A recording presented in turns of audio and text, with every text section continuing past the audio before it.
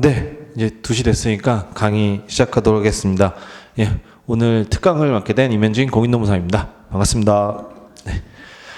오늘 본인이 또 비가 와가지고 오시는데 많이 힘드셨을 텐데 어쨌든 오늘 특강이 좀 도움이 될 수 있도록 준비를 했고요. 아시다시피 오늘 특강은 이제 한 3시간 정도, 그러니까 3시간 반이죠. 근데 물론 쉬는 시간 빼면 한 3시간 정도 순수한 강의 시간이 될 것 같은데, 그 특강을 어떤 걸 준비할까 생각을 하다가 이제 GS 1기가 끝나고 지금 이제 텀이 있는 쉬는 텀이죠. 그리고 곧 있으면 GS 2기가 시작합니다. 근데 이제 GS 2기는 다들 아시겠지만 연기 1기까지는 이제 이론 위주죠. 그래서 연기 같은 경우는 이제 기본 이론 위주, 그 다음에 GS 1기 같은 경우는 이제 심화를 하고, 그 다음에 이제 2기부터는 이제 본격적으로 이제 실전 답안 쓰기가 들어가요. 그러니까 사실 이제 분기점이 넘어가는 거죠. 그래서 2기, 3기는 정말 이제 실전 모의고사 형태로 해서 답안 쓰는데 주력을 하게 됩니다. 그렇기 때문에 우리가 결국은 이제 2, 3기 때 답안을 많이 써야 되고, 실제로 시험에서도 우리가 평가를 받는 거는 우리가 낸 답안지로 평가를 받죠. 그러니까 이 답안 쓰기가 우리 2차 시험에서 가장 중요한 이제 어떻게 보면은 이제 내용인 건데, 그러기 위해서 이제 이 답안을 어떻게 좀 접근을 하고 어떻게 써야 되느냐, 이제 이 부분을 항상 뭐 수험생분들 많이 고민을 하세요. 특히 이제 인사노무 관리 관련된 뭐 강의를 하다 보면은 많은 분들이 이제 인사노무 관리 답안에 대한 부분들 고민이 더 깊습니다. 그러니까 뭐 강사분마다도 조금씩 다른 부분도 있고, 어떻게 접근해야 될지, 뭐 이제 어떻게 써야 될지, 이런 것들이 조금 아무래도 법학보다는 좀 막막하게 느끼시는 분들이 많은 것 같아요. 그래서 오늘 특강 같은 경우는 이제 구성을 어떻게 했냐면, 처음에 이제 1시간 정도는 우리가 이제 연기가 좀 1기가 이제 끝난 지 좀 지났죠. 그래서 1기 때 배웠던 인사노무 관리 전반적인 내용을 한번 쭉 이렇게 스토리로 한번 볼 거예요. 그렇죠? 그러니까 직무와 사람이라는 두 인자를 가지고 우리가 인사관리가 어떻게 구성되어 있는지 한번 전체를 한번 볼 거고요. 개관을 해볼 거고, 그리고 그런 흐름들을 여러분이 좀 기억을 해 두신 다음에 그 다음 시간에는 이제 인사노무 관리 답안을 쓰는 데서 필요한 내용들, 특히 이제 뭐 목차를 구성하는 방법이라던가, 그 다음에 우리가 답안 작성에서 좀 중요하게 생각해야 될 것들, 특히 이제 인사노무 관리 중심으로 말씀을 드릴 겁니다. 그러니까 인사노무 관리는 다른 과목들하고 좀 답안 접근을 달리 하실 필요도 있어요. 그래야 뭐 고득점이 나올 수 있는 여지가 있기 때문에, 그렇기 때문에 인사노무 관리 측면에서 우리가 답안을 작성하기 위해서 어떤 점들을 이제 조금 알아둬야 되는지, 그 다음에 어떤 점들을 좀 체크해야 되는지를 좀 살펴볼 거고요. 그리고 이제 그러한 내용들을 가지고 오늘 보시면 이제 예시 답안 같이 이제 그 예전에 모의고사나 기출문제를 가지고 답안 구성을 말씀드린 것들을 어떻게 이제 구성을 하는지, 어떤 포인트들이 있는지를 좀 설명을 드리고자 합니다. 그래서 그렇게 한 3시간 반 정도 강의가 진행이 될 거고요. 오늘 나눠드린 자료도 역시 그 순서대로 되어 있어요. 그래서 첫 번째 그 자료 보시면 뭐 목차랑 이렇게 쭉 내용이 되어 있죠. 그거는 뭐냐면 혹시 이제 기본서로 박경 교수님 책을 보신 분들은 아시겠지만, 이 박경 교수님 책의 내용을 목차 순대로 요약 정리해 놓은 겁니다. 요약까지는 아니고 그냥 목차를 정리해 놓은 거예요. 그래서 제 강의를 들으신 분들 같은 경우는 이제 연기 때나 1기 때 요거를 이제 그 진도에 따라서 나눠드렸는데, 요걸 나눠드리는 이유는 이제 복습 때 쓰라는 용도로 나눠드린 겁니다. 즉 우리가 배운 내용을 가지고 그 전체적으로 흐름이 어떻게 되는지를 이러한 이제 좀 목차순으로 되거나 아니면 내용된 거를 가지고 옆에다가 뭐 변기해 본다던가 써본다던가, 아니면 이 구성이 어떻게 되는지 자꾸 확인해 볼 수 있도록 하기 위해서 드린 거예요. 그래서 그거를 전체를 요약해 놓은 거기 때문에 뭐 박형 교수님 책을 보시는 분들은 보시면 박형 교수님 책 목차 내용 그대로고, 뭐 필요한 것들을 조금 내용들을 추가해 놨습니다. 그래서 뭐 한번 복습 혹은 전체적인 내용을 한번 빠르게 보시는 데 있어서 참고하시면 좋을 것 같고요. 그래서 요번에 이제 첫 시간에는 이제 요거 위주로 해서, 물론 이제 요거는 그대로 참고는 하겠지만 이제 주로 판서로 해서 전체 내용을 한번 이제 볼 거고요. 그 다음에 이제 그 뒤에 보시면 이제 특강 자료 이제 1, 2라고 해가지고 예시 답안이 있습니다. 그래서 첫 번째 거는 이제 기출문제, 그러니까 작년도 기출문제를 가지고 좀 이제 답안 작성에 필요한 내용들을 조금 말씀을 드리고자 하고요. 그 다음에 두 번째는 이제 특강 자료 2 같은 경우는 이제 우리가 뭐 50점짜리 문제라던가 혹은 뭐 25점짜리 단문이어도 어떻게 쓰는 게 조금 더 차별화할 수 있느냐. 그러니까 우리가 답안 쓰는 형식, 방식은 인사노무 관리 같은 경우는 사람마다 굉장히 달라요.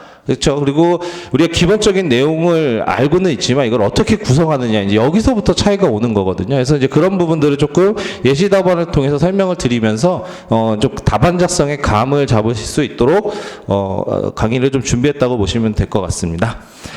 그러면 우리가 이제 주어진 시간이 짧다 보니까 좀 빨리 나가면 첫 시간은 이제 인사노무관리 전체를 개관할 건데, 우리 모르겠어요. 그러니까 인사노무관리 공부를 하시다 보면은 이제 많은 수험생분들이 어려움을 호소하세요. 그렇죠? 뭐 이게 뭐 외워도 잘 외워지지도 않고 이게 봐도 이게 좀 감이 잘 안 오는. 그러니까 우리가 어느 정도 과목을 보다 보면은 이제 뭐 감이라는 게 오죠. 그게 사람이 이거 이렇게 공부하면 되겠구나. 이건 이렇게 접근하면 되겠구나. 이제 어떤 식의 좀 그런 감들이 오는데, 인사노무관리는 사실 그러한 감을 잡는데 굉장히 어려움을 많이 겪으세요. 그러니까 우리 과목 자체의 특성이 그렇습니다. 그래서 개인적으로는 인사노무관리가 이게 수험 과목으로 적합한지는 사실 잘 모르겠어요. 왜 그러냐면 여러분이 이제 요거를 아셔야 돼요. 그러니까 이게 이거를 아셔야 여러분이 답안 작성도 좀 더 논리적으로, 그 다음에 하나의 전체적인 논술 답안처럼 틀을 갖고 할 수가 있는 건데, 그렇지 않으면 여러분이 진짜 뭐 단순 암기식으로 접근하는 가장 최악의 형 방식을 택할 수밖에 없거든요. 왜 그러냐면 우리가 이제 인사노무관리뿐만 아니라 우리가 그 노무사 2차 시험에서 이제 경영학 과목이 두 과목이죠. 경영학 과목이 두 과목인데, 하나는 이제 인사노무관리고, 그렇죠? 그 다음에 이제 두 번째가 경영조직입니다. 그렇죠? 경영조직이고, 이런 경영조직은 이제 선택 과목이어서 경영조직 택하시는 분들도 있고 택하지 않는 분들도 있어요. 근데 우리 인사노무관리 관련된 거는 이거는 이제 필수 과목이다 보니까 반드시 해야 되죠. 그렇죠? 이게 둘 다 이제 경영학 과목이고 경영학 관련된 내용인데, 이 과목의 성격 자체가 완전히 좀 달라요. 그러니까 뭐 다루는 내용은 사실 비슷비슷해요. 왜냐하면 경영학이라는 게 이제 기업을 연구하는 학문이다 보니까 뭐 다루는 내용들은 비슷할 수는 있어요. 겹치는 부분도 있고. 다만 이제 좀 접근이 다른 게, 경영조직은 공부해 보신 분들은 아시겠지만 여기는 이론이 위주예요. 그렇죠? 이론. 그래서 뭐 개인이든 집단이든 조직에 대한 것들 이론이 굉장히 많이 나옵니다. 그렇죠? 그래서 여러분 보시면은 경영조직은 정말 뭐 학자 이름부터 해서 모델이며 뭐 이론에 대한 것들 엄청 많이 좀 보셔야 돼요. 양도 굉장히 많고요. 그렇죠? 그렇기 때문에 여기는 이제 이러한 이론 중심의 내용이라 그러면, 사실 인사노무관리는 보신 분들은 아시겠지만 이론이랄 게 없어요. 내용이라는 게 이론이라는 내용들이 들어오는 게 아니라 그냥 어떤 제도에 대한 설명들. 그렇죠? 그다음에 뭐 이제 그런 새로운 뭐 흐름, 뭐 그것도 다 제도에 관련된 거죠. 그러니까 학계평 보유방, 그리고 학계평 보유방을 구성하는 각각의 제도나 그런 기능 등에 대한 설명들이 많습니다. 그렇죠? 그래서 인사노무관리를 그런 내용들을 보면 중요한 건 뭐냐면, 인사노무관리는 사실 뭐가 더 중요하냐면 이게 결국 응용이나 적용이 중요한 사항이에요. 그렇죠? 그러니까는 뭐 기본적인 내용들 그런 것들이 있지만 포커스가 좀 어디에 가 있냐면, 이러한 인사노무관리에 많이 나와 있는 그런 제도, 뭐 기능들, 이런 것들을 기업에 어떻게 쓸 수 있느냐, 어디에 쓰느냐, 썼을 때 어떤 효과가 있느냐, 사실 이 부분이 더 중요하거든요. 그러니까 우리가 단순히 인사노무관리가 감이 안 잡힌다고 해서 하시다 보면은 많은 분들이 그냥 단순 암기로 막 이제 넘어가십니다. 그래서 막 외우기 바쁘죠. 근데 외워보신 분들은 아시겠지만 굉장히 휘발성이 강해요. 그래서 뭐 이 말이 이 말 같고 좋은 말 같고 뭐 이렇단 말이죠. 그러니까는 이제 그 부분들을 가지고 중요한 거는 어디냐면, 이러한 뭐 여기 나와 있는 소개된 제도나 이런 것들이 기업에 적용했을 때, 응용했을 때, 혹은 기업에 어떤 방식으로 적용할 때 어떤 효과가 있고, 이런 뒷단에 있는 내용들이 훨씬 더 중요하거든요. 왜냐하면 그걸 알아야 여러분들이 인사노무관리를 좀 더 깊게 하나의 뭐 체계라던가 아니면 우리가 문제에서 이것들을 쓸 때 좀 더 논리 구성할 때 더 조금 더 수월하게 할 수가 있습니다. 그래서 인사노무관리는 사실 응용, 적용이 굉장히 중요한 그러한 내용을 가지고 있어요. 그렇기 때문에 여러분도 공부 방식이 단순히 인사노무 관련된 거를 그냥 텍스트 위주로 해서 책에 있는 내용만 보고 그거를 암기를 하면 계속 이거는 쳇바퀴만 돌 뿐이에요. 그러니까 실력이 늘지가 않을 겁니다. 그렇죠? 봐도 잊어버리고 이런 부분들이 있어요. 그럼 어떤 부분에 여러분이 자꾸 생각을 해야 되냐면, 인사노무관리 공부를 할 때 뭐 예를 들어서 뭐 웹기반 모집이 나왔다, 아니면 무슨 교육훈련 제도 이런 것들이 나왔다, 그럼 이제 거기에 대한 기본적인 사항들을 우리가 체크업하는 거는 당연히 중요한데, 이러한 제도가 기업에 왜 중요한지, 왜 필요한지, 이러한 제도가 기업에 도입됐을 때 어떤 효과가 있는지, 그러니까 이거를 단순히 장단점으로만 생각하지 말고 그 장단점이 결국 기업에 적용했을 때 어떤 나타나는 효과들의 개념이거든요. 그러니까 장점이라는 건 뭐예요? 그러니까 뭐 어떤 제도의 장점이다. 그러면 그러한 제도를 기업에 도입했을 때 나타날 수 있는 긍정적인 효과들인 거고, 단점은 뭐예요? 그러한 제도가 가져올 수 있는 부정적인 효과들인 거잖아요. 그렇죠?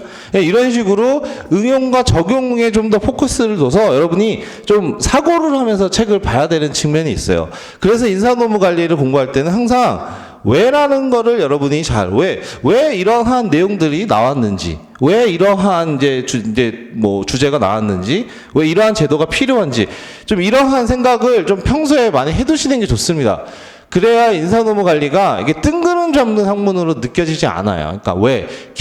어쨌든 기업의 어떤 조직의 목표 달성이라던가 성과를 위해서 이러한 제도가 왜 필요한지, 뭐 이러한 제도가 왜 나왔는지, 이런 부분들. 그래서 어떠한 측면에서 기업에 왜 필요한지, 기업에 도입했을 때 어떤 효과가 있는지, 이런 부분들이 여러분이 조금 더 거기에 좀 포커스를 두고 생각을 하면서 책을 보셔야 인사노무 관리가 좀 더 깊이 있게 들어가고, 나중에 그러한 사고 혹은 그러한 생각을 했던 분들이 결국은 나중에 답안도 훨씬 더 논리적으로 쓸 수 있습니다. 논리적으로. 그게 이제 제일 중요해요. 그래서 공부하실 때도 인사노무 관리는, 그래서 뭐 제 강의를 들으신 분들은 아시겠지만 좀 생각을 많이 하는 걸 강조를 하죠. 그래서 그런 부분들 위주로 이제 강의를 좀 주로 하는데, 그러니까 그 제도나 이런 것들이 연결성, 왜 기업에서 어떤 제도 연결되고 그게 기업에 어떤 효과가 있고 왜 중요한지, 왜 필요한지, 그런 부분들을 여러분이 사전에 정확하게 조금 인지를 하셔야 되고, 그런 부분들 위주로 공부를 해야 된다.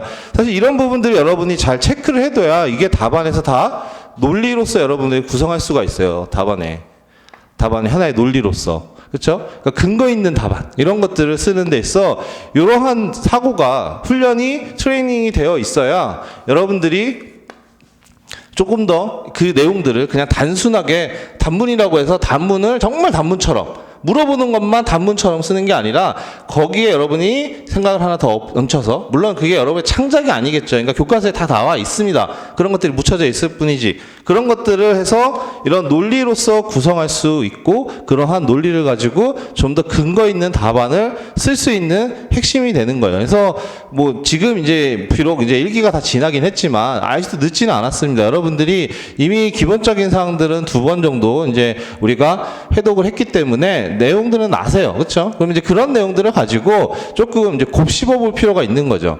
이거를 지금 뭐 이제 1기 지나고 이제 2기 시험 때니까 무작정 외우기보다는 한 번, 그러니까 외우기 전에 혹은 외우고 나서라도 한번 자꾸 이런 사고나 생각, 혹은 책에 그런 내용이 나오면 그런 부분들 다 설명이 되어 있습니다. 왜 중요한지, 뭐 왜 필요한지, 이런 것들에 대한 설명이 있어요. 뭐 없는 부분도 있지만 대부분 설명이 있습니다. 그런 부분들을 조금 더 주의 깊게 보면서, 이런 제도가 이렇게 해서 나왔고, 이렇게 해서 기업에 필요하고, 이게 기업에 도입되면은 이런 효과가 있겠구나, 이런 것들이 조금 같이 구성해서 여러분이 공부를 해두시는 게 암기에도 도움이 되고, 궁극적으로 그 다음에 답안 쓸 때 논리적인 답안을 쓰는 데 있어 굉장히 유용하다. 그래서 그 부분을 항상 좀 염두에 두셨으면 좋겠어요. 그래서 인사노무 관리를 많은 분들이 어려워하시는 게, 이게 감이 안 잡히니까 결국 나중에 뭐예요? 암기로 접근을 하죠. 그래서 외우기 바쁩니다. 외우기 바빠요. 근데 외우는 건 좋죠. 근데 답안 쓸 때 가장 최악이 뭐냐면, 이 단문이어도 그거를 단순하게 단문처럼 쓰는 경우가 있어요. 그러니까 이따가 뭐 이제 예시 답안 같은 거 설명하면서 말씀드릴 텐데, 그러니까는 예시 답안 보시면은 그 하나 예를 그냥 잠깐 보시면은, 우리가 그 예시 답안 중에서 그 두 번째 자료 중에서 보시면 그 38페이지 이하가 이제 그러한 내용에 대한 부분인데, 쉽게 말해서 우리가 41페이지 잠깐 보시겠어요? 41페이지. 여기 보시면 이제 이건 기출문제예요. 41페이지. 그 자료 오늘 나눠드린 거 41페이지를 보시면 기출문제예요. 기출문제. 그렇죠? 자, 보시면 직무설계 기법 5가지를 제시하고 각각의 장단점을 설명하래요. 25점짜리로 출제가 됐습니다. 자, 이게 전형적인 단문이죠. 그리고 직무설계 기법 5가지, 뭐 GS 3기까지 듣고 시험 보신 분이면 못 쓰는 분 없을 거예요. 그렇죠? 못 쓰는 분 없을 겁니다. 그렇죠? 근데 이거를 단순히 내가 아는 거 직무설계 5가지. 그래서 직무설계 5가지를 쓰기는 쓰되 이제 여기서 차이가 나는 건 이거를 어떻게 쓰냐에서 차이가 나는 거예요. 어떻게? 그냥 단순히 단문 형태로 쓴다 그러면 암기 위주로만 공부했다는 분은 뭐겠어요? 거기 40페이지에 박스에 나와 있는 거 그냥 우리가 5개지 막 선택을 하죠. 생각나는 거. 전 직무 전문화. 그 다음에 뭐 직무 충실. 그 다음에 또 기억나는 게 뭐 있어요? 막 준자율적 작업 집단. 그 다음에 직무 뭐 교차. 이런 식으로 5개를 숫자적으로 쓰기 급급하죠. 그래서 그거 써고 개념, 장단점 생각나는 데 충분히 써요. 그쵸? 그럼 뭐 틀린 건 아니죠. 5가지 쓰는 건데. 근데 그렇게 쓰는 것도 가능은 하죠. 근데 그거는 굉장히 1차원적인 단순한 서술인 거죠. 그렇죠? 그렇게 서술을 하면 좋은 점수 남들보다 받기가 어렵겠죠. 그러면 어떻게 해야 돼요? 우리가 직무설계를 공부할 때 직무설계의 흐름, 그 직무설계 어떻게 발전해야 되는지를 안단 말이에요. 그러면 우리가 5가지를 선정할 때도 어떤 5가지를 선정하느냐도 굉장히 중요한 거예요. 그거에 따라서 이 답안이 하나의 스토리처럼 엮일 수도 있는 거고 아니면 그냥 단순한 나열식 답안이 될 수도 있는 거죠. 그렇죠? 그래서 여기에서는 어떤 식으로 되어 있어요? 여기서 답안을 이제 생각을 보시면 이 답안 구성을 어떻게 했냐면 5가지를 직무 확대화 모델 5가지로 꼽았어요. 대신에 꼽대 어떻게 했어요? 우리가 직무 설계의 흐름을 여러분 아신단 말이에요. 전문화에서 이 전문화가 크나큰 공헌을 했지만 결국 한계를 가져오죠. 어떤 한계예요? 뭐 인간 소외라던가 그 다음에 우리가 작업자들의 어떤 단조로운 매너리즘 때문에 성과가 떨어지는 그렇죠? 그러한 문제들이 야기되고 결국 거기에 대한 반성과 반발로 인해서 우리가 현대적인 직무 설계인 직무 확대화 모델로 넘어오잖아요. 그렇죠? 이러한 큰 스토리가 있단 말이죠. 그게 하나의 직무 설계 이해하는데 가장 중요한 토대인데 그래서 그걸 가지고 우리가 앞단에서 전통적인 직무 설계 즉 직무 전문화가 있었는데 이러한 직무 전문화가 이러한 한계를 가지고 있다 보니까 직무 확대화 모델이 등장했다. 그래서 이러한 직무 확대화 모델에 따라서 본다 그러면 이 현대적인 직무 설계는 5가지가 있다. 그렇죠? 5가지가 있다. 그래서 그 5가지를 언급하되 그 5가지도 그냥 나열식으로 쓰는 게 아니라 여러분이 직무 설계 기법을 공부하시면 직무 확대화 모델 그 표를 기억하실 거예요. 수평적 확대, 수직적 확대, 개인 차원, 집단 차원의 그 확대. 그러면 이제 그런 것들을 여러분이 유심히 잘 봐두셔야 되는 거예요. 그래서 왜냐하면 우리가 경영학에서는 이렇게 현상에 대한 것들을 공부할 때 그걸 나열하는 게 제일 1차원적이에요. 그렇게 나열된 여러 가지 현상이나 아니면 내용들을 가지고 봤더니 여기서 여기까지는 이러한 공통점이 있네. 또 여기서 여기는 이러한 유사점이 있네. 이렇게 묶어서 보통 그룹핑을 한단 말이에요. 그렇죠? 그렇게 그룹핑을 하고 직무 확대화 모델도 그렇게 그룹핑이 되어 있어요. 그러니까 어떤 직무 확대화 모델은 이거는 개인 차원에서의 직무 확대, 어떠한 내용들은 집단 차원에서의 직무 확대, 그렇죠? 그런 부분들을 여러분이 끌고 들어오는 거예요. 그래서 그냥 단순히 5가지를 쭉 막 나열하는 게 아니라 우리가 직무 확대나 그것들은 이제 뭐 개인 차원, 집단 차원의 직무 확대 모델을 구분해서 조금 더 세련되게 쓸 수 있는 거죠. 그렇죠? 그러니까는 그냥 단순히 나열하는 식의 답안이 아니라 이런 식으로 여러분이 답안을 하나의 그러니까 뭐 스토리처럼 써야 된다 뭐 이렇게 강조를 많이 하는데 사실 인사노무 관리가 좀 그런 측면이 강합니다. 그래서 약간 글짓기 실력이 좀 필요한 부분도 있어요. 그러니까 그러한 구성을 여러분들이 생각을 좀 해야 될 필요가 있는 거죠. 그걸 해야 여러분이 남들보다 좀 더 고득점을 받을 수 있어요. 왜 그러냐면 저도 많은 답안을 채점해보면 그냥 단순히 외운 대로 쓴 느낌이 드는 그런 답안보다는 확실히 뭔가 논리적으로 아니면 어떤 하나의 큰 흐름을 갖고 쓴 답안을 보면 평가가 달라질 수밖에 없어요. 더 높은 점수를 줄 수밖에 없습니다. 그렇죠? 그런 부분들이 이제 중요한 거예요. 우리 인사관리에서는. 그래서 이제 뭐 우리가 다음 뒷시간에서 얘기할 건데 미리 한번 맛을 봤고요. 그렇기 때문에 아까도 강조했듯이 여러분이 우리가 단순히 암기하는 거, 요거는 이제 기본인 거고, 그걸 떠나서 그냥 암기하고 끝이 아니라, 이 제도가 왜 이렇게 대두했는지, 왜 필요한지, 이게 기업에 적용했을 때 어떤 효과가 있고, 어떠한 부작용이 있는지 등등, 그런 기업에 주는 영향, 이런 것들을 같이 좀 고민하면서 생각을 좀 항상 하셔야 됩니다. 그래야 여러분이 제도에 대한 것들을 이해하는데 조금 더 깊게 해야 되고, 그런 부분들이 나중에 여러분이 답안 쓸 때, 이제 충분히 되어 있으면 논리 구성이나 이런 데서 굉장히 유용해요. 그렇죠? 어쨌든 요 서론이 좀 길었네요. 그래서 그런 부분들이 이제 오늘 특강 시간에 좀 설명을 드릴 내용인 거고 자, 그러면 이제 우리가 자, 인사노무 관리를 한번 개관해 볼게요. 그러니까 전체적으로 한번 보는 겁니다. 그러니까 세세하게까지는 아니지만. 그래서 인사노무 관리 여러분 제가 말했을 때 이렇게 개관해 볼게요 할 때 여러분이 전체적인 아웃풋 이미지가 떠오르세요? 어디서부터 어떻게 시작해야 될지 인사노무 관리? 단순히 목차를 외운 걸 떠나서 아, 인사노무 관리 전체 구성이 어떻게 돼 있더라. 그러면 뭐 막 중구난방으로 떠오르죠. 그런 것들이 여러분이 체계화가 되어야 돼요. 그게. 그러니까 인사노무 관리는 우리가 나무와 숲으로 비교를 많이 합니다. 그러니까 나무로만 보는 것이 중요한 게 아니라 숲도 보면서 숲과 나무를 다 조망할 줄 알아야 돼요. 인사노무 관리는 그래서 이게 뭐 주민 주마웃이라고 하듯이 전체적인 숲부터 해서 그 숲에서 우리가 주민을 땡겼을 때 세세한 나무까지도 볼 수 있게 여러분이 그러한 그 공부를 계속 하셔야 됩니다. 그러니까 암기하면은 이제 나무만 보게 되겠죠. 그러니까 숲을 놓쳐요. 그 숲이 뭐예요? 답안에서 논리의 근간이 되는 내용들인데 그 숲을 놓칩니다, 여러분들이. 그렇죠? 그럼 그렇게 되면 안 되죠. 그래서 숲과 나무를 같이 조망하고 자유자재로 여러분이 숲에서 하나의 나무로 주민할 수 있는 이러한 형태로 인사노무 관리가 전체적으로 좀 체계가 들어 있어야 돼요. 그래서 인사노무 관리라는 거는 쉽게 생각하면은 간단해요. 우리 HRM이라는 게 뭐 경영학의 하나의 내용으로서 뭐 경영의 개별 기능 중에 하나고 뭐 등등등 이런 걸 떠나서 우리 HRM은 심플합니다. 거기 우리 나눠드린 특강 자료에도 1페이지에 있듯이 인사관리 학문적 체계에 보면 인사관리 연구 대상은 직무와 사람이죠. 그렇죠? 그래서 인사관리라는 거는 조직 내 직무와 사람에 대한 관리예요. 그렇죠? 직무와 사람. 우리 인사관리는 직무, 사람이 다예요. 그걸 연구하는 거예요. 인사관리라는 거는.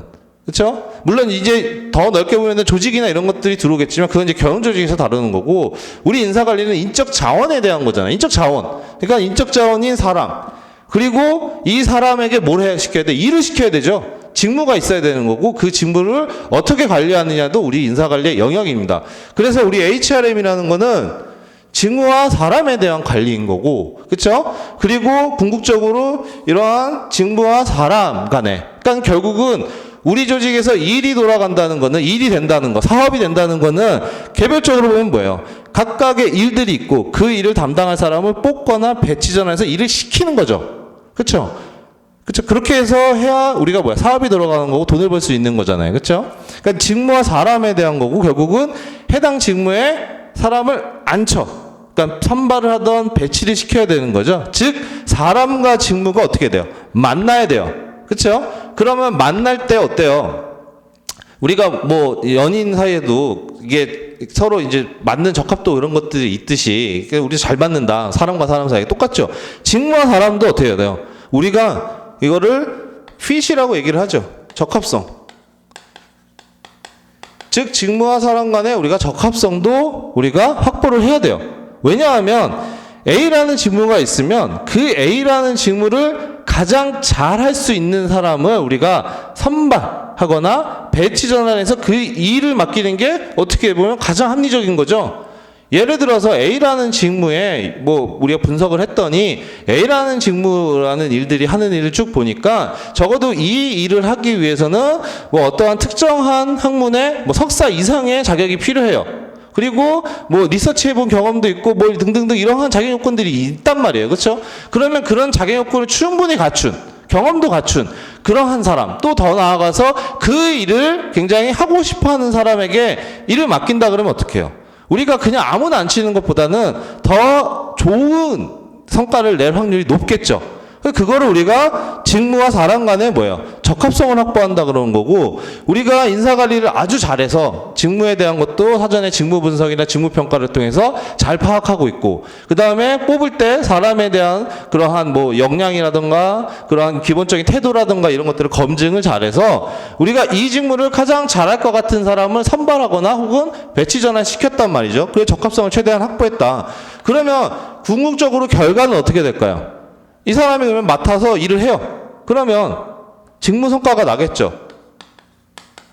직무 성과가 잘 나겠죠. 그쵸? 그럴 가능성이 높죠. 물론 100%는 아니지만 직무와 사람 간의 적합성을 잘 확보한다 그러면 이 사람이 이 일을 잘할 자격 요건도 있고 동기부여도 돼 있단 말이에요. 그런 사람이 그 일을 하면 아무리 성과가 나겠죠. 즉 직무 성과가 난단 말이에요. 이건 다른 말로 하면 뭐예요? 개인 성과란 말이죠. 그렇죠? 이러한 개인 성과가 날 거고 이 개인 직무들이 여러 개 있을 때 이러한 직무들을 우리가 최대한 적합성을 확보해서 선발하거나 배치 전환을 하면 우리 조직원들이 개개인이 높은 직무 성과를 낸단 말이죠. 개인 성과를. 그러면 그 개개인이 속해 있는 뭐예요? 부서들은 어때요? 당연히 그 개개인의 한 명의 구성원들인 팀원들이 성과가 높으니까 부서 성과, 조직 성과도 높아지겠죠. 그렇죠? 그리고 궁극적으로 어때요? 전사 성과도 당연히 올라갈 거고 궁극적으로 어떻게 되는 거예요? 조직 목표 달성에 할 수 있는 거죠. 가까워지는 거죠. 그렇죠. 결국은 이런 식으로 쭉 흐름이 되는 거고, 그렇죠? 그러니까 직무와 사람 간의 적합성 확보, 이 직무와 사람 간의 관리가 그래서 중요한 거란 말이죠. 그렇죠? 그래서 이렇게 밑단에서부터 쭉 우리가 어디에 궁극적으로 조직 목표 달성까지 연결될 수 있도록 우리가 이런 부분들을 뭐예요? 이렇게 해서부터 쭉 여기까지 궁극적으로 이렇게 오는 게 중요한 거잖아요. 우리 그 경영에서 제일 중요한 건 조직 목표 달성이잖아요. 조직 목표. 그렇죠? 조직 목표 달성이 우리 인사관리나 경영에서 중요한 건데 여기까지 연결이 돼야 된단 말이에요. 그렇죠? 이런 거를 우리가 뭐라고 불러요? 뭐 온라인 돼야 된다. 그렇죠? 뭐 정렬돼야 된다. 이런 말 많이 들으실 거예요. 그렇죠? 혹은 뭐 통합돼야 된다. 그렇죠? 이런 표현들을 봤을 때 이렇게 쭉 밑에 단에서부터 위에까지 반대로 생각하면은 이 목표 달성부터 목표에서부터 밑에 단까지 서로 통합되고 연결되도록 하는 게 뭐예요? 전략적 인적 자원 관리 핵심이에요. 이런 게.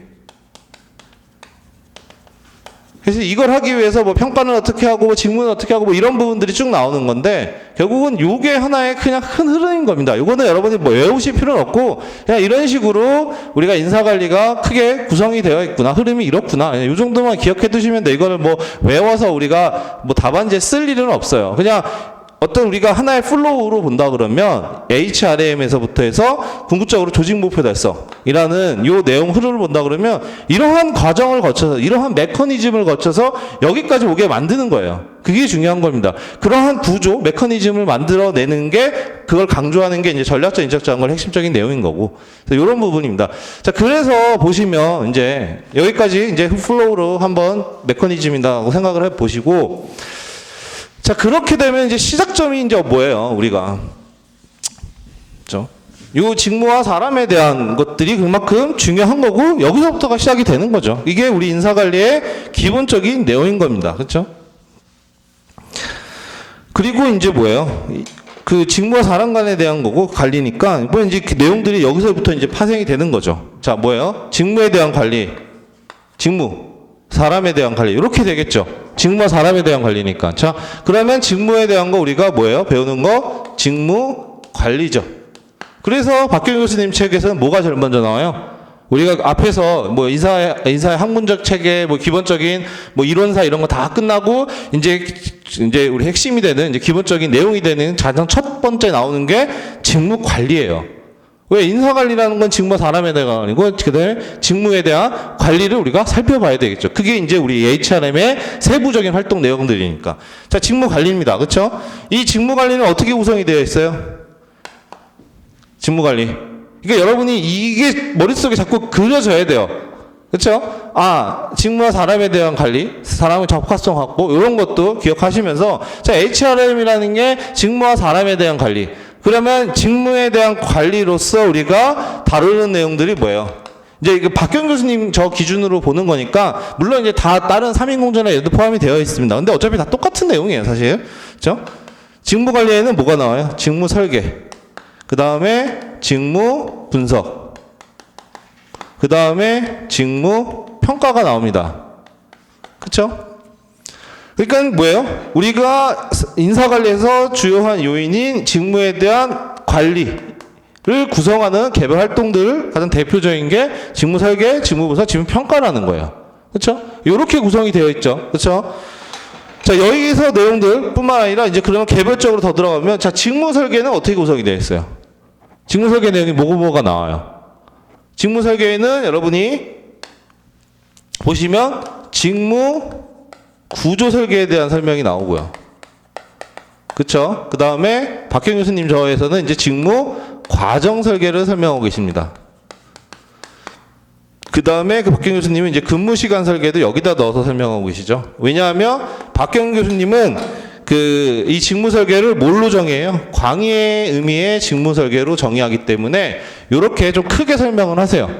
뭐 3인공제나 이런 데서는 이제 과정 설계 이런 거 빼고 그냥 구조 설계 위주로 하는데, 왜냐하면 우리가 보통 직무 설계 하면 직무 구조 설계를 얘기하기 때문에 그런 거예요. 그렇죠? 근데 어쨌든 직무 관리는 크게 보면은 이렇게 직무 설계가 있고 직무 설계 광의의 의미로서 세 가지의 카테고리로 우리가 설명을 하고 있습니다.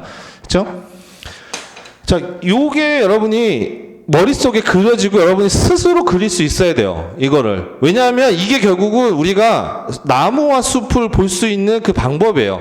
이게 전체 뭐예요? 이게 지금 숲인 거잖아요. 그렇죠? 이렇게 흐름이 되고 있고, 우리가 문제에서 아까 봤던 뭐예요? 직무 설계 기법. 그거 어디 나오는 거예요? 그 직무 구조 설계에 대한 거라 그러면 직무 관리, 직무 설계, 직무 구조 설계. 직무 구조 설계에서도 우리가 배우는 게 뭐예요? 그래서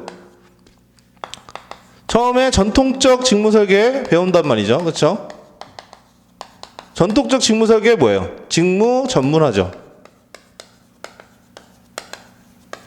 그렇죠? 테일러의 과학적 관리법을 기반한 직무 전문화고, 이게 우리가 뭘로 넘어가는 거예요? 현대적 직무 설계. 그게 뭐예요? 직무 확대예요. 그렇죠? 직무 확대화. 이렇게 넘어온단 말이죠. 그렇죠? 그래서 우리가 여기서 배우는 거고, 여기서 포인트가 또 뭐예요? 이렇게 넘어가게 된 계기 중에 가장 대표적인 게 이제 문제점이 생긴 게 인간 소외 현상들의 발생들인 거죠. 즉, 이 직무 전문화, 전통적 직무 설계인 직무 전문화, 혹은 이제 우리가 이론사에서 배운 기계적 접근, 그렇죠? 이러한 것들이 결국은 어떤 산업화의 산업의 경영의 과학화, 합리화를 이끌어서 우리가 산업 발전에 굉장히 이바지했지만 사람을 너무 기계로 보고, 그렇죠? 그런 부분들이 강조되다 보니까 어떻게 돼요? 인간 소외, 작업장 내에서 인간 소외나 노동 소외 현상이 만연하게 되고, 사람들이 오히려 성과가 떨어지고 뭐 결근이나 이런 것들이 잦아지는 그러한 문제들이 발생했잖아요. 이런 것들이 포인트고, 그러한 거에 반발로 우리가 이론사에서는 인과관계적 접근을 배운 거고, 이게 직무 설계 파트로 넘어가면 현대적 직무 설계로서 직무 확대화 모델이 나오는 거죠. 그럼 직무 확대화 우리가 배운 것도 여러분이 떠올려 보시면 항상 말씀드린 게 요 표로 기억하라고 그랬죠. 요 표로. 그러니까 어떻게 외우냐도 여러분이 요령이에요, 요령. 그렇죠? 그냥 단순히 나열식으로 외우기보다는 요 표가 괜히 나오는 게 아니죠. 그래서 이런 필요한 거는 이런 표 자체를 제가 강의할 때도 요건 사진 찍듯이 여러분이 외워서 요걸 가지고 답안 구성할 때 쓰면 좋다라고 말씀을 드리는 게 직무 확대화 모델도 마찬가지예요. 자, 직무 확대화 모델에서 여러분이 떠올려 보시면 이제 머릿속에서 이게 채워져야겠죠. 그렇죠? 그래서 뭐예요? 여기서는 수평적 확대. 그 다음에 수직적 확대. 그 다음에 여기 뭐예요? 개인 차원. 집단 차원이죠. 그렇죠? 그리고 우리가 수평적인 확대, 개인 차원에서 수평적인 확대가 뭐예요? 협의의 직무 확대죠. 단순히 과업의 종류와 수만을 늘리는 직무 확대고, 그 다음에 개인 차원에서 수익적 확대, 즉 우리가 권한과 책임 측면에서 확대하는 게 뭐예요? 직무 충실이죠. 그렇죠? 그 다음에 집단 차원에서 우리가 단순한 수평적인 확대는 뭐예요? 오버랩되게 만드는 직무 교차인 거고, 그 다음에 수평적이고 수익적인 측면을 갖고 있는 집단적인 직무 확대 모델은 이제 직무 순환이죠. 그렇죠? 그 다음에 우리가 집단 차원의 수익적 확대에서 가장 진보한 형태의 직무 확대화 모델은 이제 준자율적 작업 집단.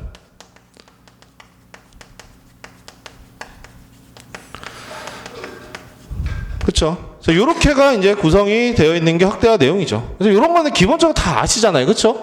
여러분이 직무 확대, 직무 충실, 직무 교차 이거면 들어도 보고 외워도 봤기 때문에 그냥 단순하게 쓰라 그러면 다 써요, 그렇죠? 근데 이제 여러분이 거기서 더 나가야 되는 거죠, 한 발. 그렇죠? 한 발. 그러려면 여러분들이 이제 교과서에 나온 것들, 그런 분들을 이런 식으로 흐름적으로 이해를 하고, 자, 여기서도 이제 우리가 쓸 때 아까 전에 말씀드린 것처럼 그냥 단순히 5개를 쓴다 라는 걸로 접근하는 게 아니라 자 이러한 구분이 그룹핑이 되어 있단 말이에요. 그렇죠? 이게 이 직무 확대화 모델의 특징을 다 설명해 주는 거잖아요. 거기에 따라서 직무 확대와 직무 충실이 이 직무 확대화 모델에 해당하는 직무 설계 기법이지만 다른 거와 구분되는 게 뭐라는 거예요? 이거는 개인 차원에서 확대하겠다는 거고 이거는 집단 차원에서 확대하는 거겠잖아요. 다르단 말이에요. 또 같은 직무 확대화 모델이지만 그 안에서 구분 성격을 보면 또 다르단 말이에요. 그러면 여러분이 쓸 때도 우리가 목차로서 이런 부분들을 언급해서 그 안에서 조금 더 구분 짓고 설명을 좀 더 디테일하거나 풍부하게 할 수 있는 측면이 있단 말이죠. 그렇죠?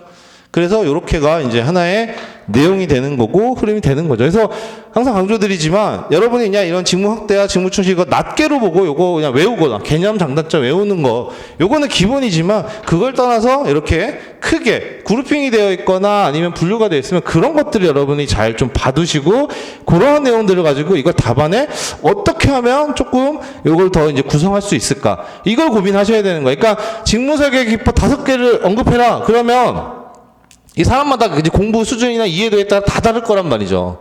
그렇죠? 5개를 못 언급하시는 분은 없어요. 그렇죠? 못 언급하시는 분은 없을 건데 그러면 언급만 하면 우린 되냐? 그러면 합격 못 하는 거죠. 그렇죠? 거기서 우리가 인사관리에서 고득점을 받으려면 거기서 여러분이 플러스 알파를 뭔가 더 얹어줘야 되는 건데 그거를 뭐 책에도 없는 내용을 갖다가 할 수 있는 것도 아니고 그렇죠? 그런 걸 할 수도 있는 부분도 필요도 없는 거고 있는 거에서 여러분이 충분히 이걸 논리적으로 구성이나 혹은 스토리를 입혀서 남들과는 다르게 좀 더 돋보이게 쓸 수 있는 여지가 충분히 있습니다. 이런 부분들 여러분이 자꾸 보셔야 되는 부분입니다. 그렇죠? 자, 그래서 이렇게 우리가 직무 설계에 대한 것들 그냥 간단하게 봤고요. 자, 뭐 직무 과정 설계는 뭐 이제 박균호 선생님은 이거 BR, 비즈니스 리엔지니어링, 뭐 BPR로 설명하시고 근무 시간 설계는 그때 항상 강조하듯이 여기서는 그냥 유연 근무제만 기억해 두시면 된다 그랬죠. 그렇죠? 플렉서블 타임, 유연 근무제만 기억해 두시면 되고 얘는 그냥 출제도 한번 뭐 된 셈이나 마찬가지이기 때문에 주 52시간 관련해서 뭐 따로 볼 필요는 없지만 근데 얘는 약간 우리가 50점짜리 어떤 제도 설계 문제에서 그냥 약방의 감초처럼 다 쓸 수 있는 그런 주제이기 때문에 그래서 기본적인 사항들은 기억해 두시고 우리가 뭐 제도 설계 측면에서 우리가 뭐 그 보상이라든가, 그러니까 비경제적인 보상이라든가, 혹은 뭐 직무나 뭐 유지관리 측면에서 이런 유연근무제가 좋은 제도로서 우리가 언급하는 것은 필요하기 때문에 그 정도 내용, 유연근무제 내용 정도 체크해 두시면 되고, 그 다음에 이제 직무 분석이나 직무 평가나 이런 것들은 뭐예요? 다 이건 그냥 테크닉적인 거예요. 사실 실무 나가면 여러분은 이제 직무 분석, 직무 평가를 수행해야 되는 게 훨씬 더 중요하지만 우리가 학습적으로만 본다 그러면 사실 얘네들은 어려운 내용은 없어요. 그렇죠? 그냥 뭐 어떻게 직무 분석 어떻게 하냐 방법론적인 거에 대한 설명이 답니다. 그래서 직무 분석에 대한 거, 야, 직무 정보 분석을 하려고 하는데 우리 조직 내 그러면 직무 정보를 수집해야 되는데 직무 정보 수집 방법은 뭐가 있어? 관찰법 있고, 뭐 면접법 있고, 그 다음에 질문지법 있고, 뭐 작업기록 관찰, 뭐 이런 내용들이 있잖아요, 그렇죠? 그래서 그러한 내용들 위주로 보시면 돼요, 직무 분석은. 그래서 직무 분석해서 나온 결과가 뭐야? 직무 명세서 직무 기술서잖아요. 그렇죠? 그러면 이런 것들 인사관리에서 어떻게 활용할 수 있지? 여기까지 보시면 되는 거예요. 그렇죠? 그래서 직무 분석 정보, 직무 정보 수집 방법, 그게 이제 우리 단문으로 준비해야 될 하나의 내용이면서 이 직무 분석이 조금 어렵게 나온다 그러면 직무 분석을 해서 우리가 그 인사관리 개별 기능들에서 이걸 어떻게 활용하느냐 요거를 물어볼 수 있는 그러한 가능성도 있어요. 예전에 한번 그런 식으로 출제가 된 적도 있고 그게 조금 이제 심하고 어려운 부분이죠. 그건 50점짜리 문제인데 그래서 직무 분석을 보실 때는 단순히 뭐 직무 정보 수집 방법 이것뿐만 아니라 이런 직무 분석의 결과를 인사관리 개별 기능에서 어떻게 활용하지? 라는 것들이 책에 나옵니다. 뭐 확보할 때는 우리가 뭐 모집하기 위해서 뭐 지원자들의 자격 요건을 알아야 되니까 뭐 직무 명세서를 봐서 뭐 자격 요건을 파악하고 뭐 등등등 이런 내용들이 쭉 나와요. 그래서 그런 내용들을 조금 잘 보시고 이해를 하실 필요가 있어요. 직무 분석을 해서 우리가 조직 내에 우리 존재하는 직무들에 대한 것들을 우리가 뭐 다 뒤져보는 거잖아요. 그래서 그걸 정리하는 거죠. 쉽게 말하면.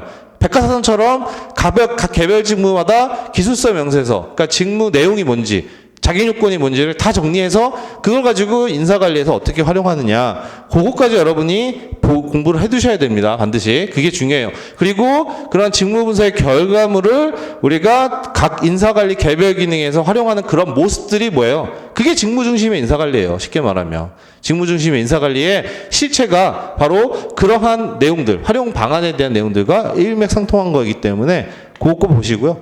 그다음에 직무평가는 사실 뭐 간단하죠. 왜 직무평가해야 되느냐, 목적에 대한 것들, 그렇죠? 이 중요한 거는 거기에서 나온 것 중에 하나가 이제 우리 직무급 관련된 내용인 거고 임금의 공정성 확보라는 내용이 나오죠. 어쨌든 그거고 그 다음에 뭐예요? 직무평가 방법 4가지. 그렇죠? 서열법, 분류법, 그 다음에 점수법, 요소비교법. 그거는 이제 가장 기본적인 사항이니까 그렇게 여러분들이 보시면 됩니다. 그게 다 뭐예요? 이 직무관리의 내용입니다. 그렇죠? 그렇죠? 그래서 여러분이 심심하면은 제가 항상 말씀드리지만 이렇게 그려보세요. 직무. 그래서 직무관리, 직무설계. 직무설계에는 뭐가 있었지? 그 다음에 개별 안에 어떤 내용들이 나왔는지. 그렇게 뭐 디테일하게 쓸 필요는 없어요. 그거는 이제 점점 공부하면서 암기해가면서 이제 그런 것들을 나중에 나무에 색깔을 칠하면서 점점 이제 디테일하게 구체화시키는 거지. 흐름이 구성이 어떻게 되어 있는지 어떻게 흘러가는지를 여러분이 내가 지금 어디쯤에 있고 어디로 방향을 잡아야 되는지 이런 것들을 아는 게 굉장히 중요해요. 그래서 이런 것들을 자꾸 여러분이 생각해 보실 필요가 있다. 그렇죠? 그래서 직무관리는 교과서에 보면 이 내용이 답니다. 그렇죠? 요것들이. 그렇죠? 이게 이제 직무관리의 기본적인 상황인 거고, 자 이제 직무관리는 다 봤어요. 그렇죠? 그러면 이제 뭐가 남는 거예요? 사람에 대한 관리는 뭐가 있느냐라는 거죠. 그렇죠? 자 우리가 이 직무에 대한 직무관리로서의 내용은 다 봤죠. 그렇죠? 그러면 이제 사람에 대한 관리가 뭐냐라고 했을 때 잘 아시는 바로 그거예요. 확보, 그렇죠? 개발, 그 다음에 평가, 그 다음에 보상, 유지, 방출까지. 자, 이게 바로 뭐예요? 사람에 대한 관리의 내용들이에요. 그렇죠? 학계평 모의방. 그래서 이제 박경훈 선생님 책까지는 직무관리 끝나면 그 다음에 이제 확보에 대한 게 나오죠. 인력 확보, 그 다음에 인력 개발, 그 다음에 인력에 대한 보상, 그 다음 유지, 방출이 쭉 나옵니다. 사람에 대한 관리예요. 사람을 뭐예요? 어떻게 확보하느냐, 어떻게 개발시키느냐, 어떻게 평가하느냐, 어떻게 보상하느냐, 어떻게 유지시키느냐, 어떻게 방출하느냐. 여기에 대한 내용이 우리가 배우는 그 기본적인 학계평 모의방에 대한 내용인 겁니다. 그렇죠? 그래서 요 흐름대로 쭉 가는 거죠. 자, 그러면 이제 여기서 여러분들이 이제 요 흐름대로 본다 그러면 자, 이제 먼저 확보 관리. 확보 관리에 뭐가 있어요, 내용이. 확보 관리. 배우면 우리가 뭐 여러 가지 내용이 있지만 기본적으로 처음에 나오는 게 인력 계획이에요. 그렇죠? 인력 계획에 대한 내용들이 나옵니다. 그렇죠? 그리고 뭐가 나와요? 인력 계획하면 우리가 사람들을 모집해야겠죠. 그렇죠? 선발해야 되면은 일단은 지원자들을 불러 모아야 될 거잖아요. 모집해야 되고 그 다음에 뭐예요? 선발해야 되죠. 이렇게 되어 있어요. 그렇죠? 이게 기본적인 우리 확보관리에서 배우는 내용인 겁니다. 그래서 인력 계획에서는 이제 세부적으로 더 들어가면 인력 계획에서는 뭐 배워요? 인력 계획이라는 게 뭐예요? 우리가 앞으로 보유하게 될 인원, 그 다음에 앞으로 필요한 인원, 이런 것들을 분석해야 될 인력 계획을 수립하는 거죠. 그렇죠? 향후에 우리가 조직이 인력이 어떻게 흘러갈지를 예측을 하고 해야지만 계획을 세울 수가 있잖아요. 그렇죠? 그래서 우리가 인력 계획에서는 배우는 게 뭐예요?